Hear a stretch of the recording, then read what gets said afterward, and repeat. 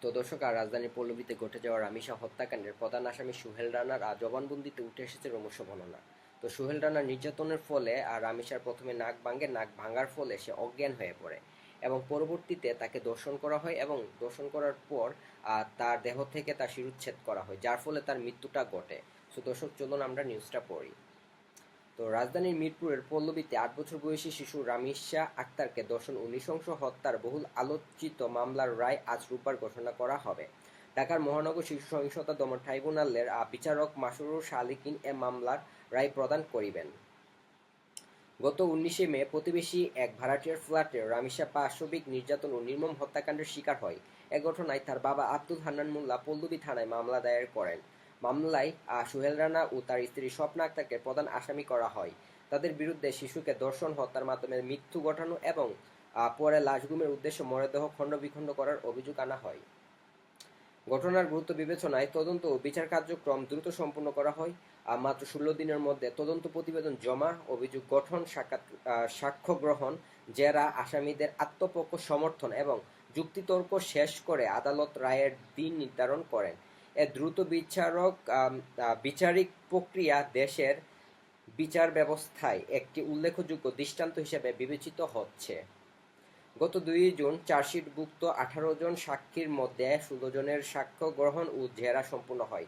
মামলার বাদী আব্দুল হান্নান মোল্লার স্বাক্ষরের মাধ্যমে কার্যক্রম শুরু হয়। এরপর ভিকটিমের মা, বড় বোন, স্বজন, প্রতিবেশী, পুলিশ কর্মকর্তা, ফরেনসিক বিশেষজ্ঞ এবং তদন্ত কর্মকর্তা আদালতে সাক্ষ্য দেন।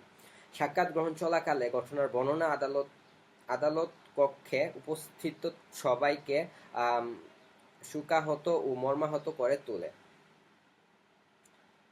সুরতহাল প্রস্তুতকারী কর্মকর্তা আদালতে জানান, ঘটনাস্থল থেকে একটি জর্জেটের ওড়না উদ্ধার করা হয়, যা দিয়ে শিশুটির মুখ বাঁধা হয়েছিল।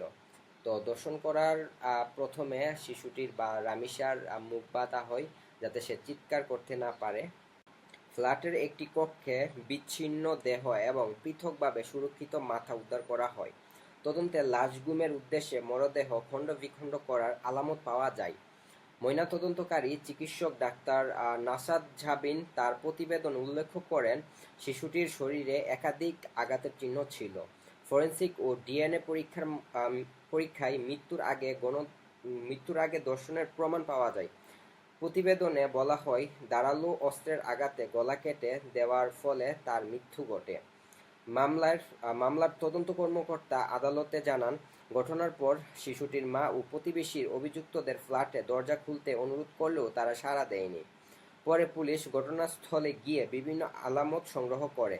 তদন্তে আরও জানা যায়, গ্রেফতারের আগে অভিযুক্তরা ঘরের রক্তের দাগ ও অন্যান্য গুরুত্বপূর্ণ আলামত নষ্ট করার চেষ্টা করেছিল। তো আপনারা ইতিমধ্যে জানেন যে যখন রামিসাকে ধর্ষণ করা হয়, তখন কিন্তু দর্শন করার পর তার যে গোপনাঙ্গ ওইটাকে কেটে দেন, খণ্ড-বিখণ্ড করে ফেলছে, দেন এটা পানি দিয়ে ধুয়ে ফেলছে, যাতে করে কোনো দর্শনের কোনো প্রমাণ না থাকে। রাষ্ট্রপক্ষের দাবি, সাক্ষ্য প্রমাণ, ফরেনসিক তথ্য, পারিপার্শ্বিক আলামত এবং আসামিদের স্বীকারোক্তির ভিত্তিতে এ মামলায় সর্বোচ্চ শাস্তি নিশ্চিত হওয়া উচিত। আজকের রায়ের দিকে তাই সারা দেশের মানুষের দৃষ্টি নিবদ্ধ রয়েছে। তো দর্শক, এই ছিল নিউজ। তো আজকে হয়তো রামিসার মামলা রায় হতে পারে যে আসামির কি শাস্তি দেওয়া হবে। তো সবাই